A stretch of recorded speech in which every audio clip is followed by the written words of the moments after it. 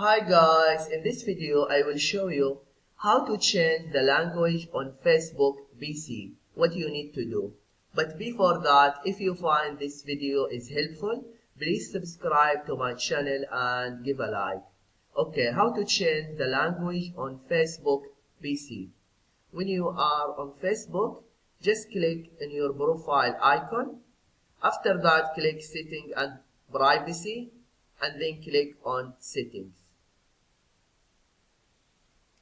Now in the left sidebar, just scroll down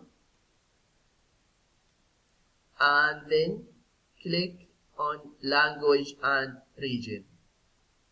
And you see here App Language, Account Language, English US. Just click on it. And now just scroll down and select the language you want, or just you can type in the search bar the language. For example,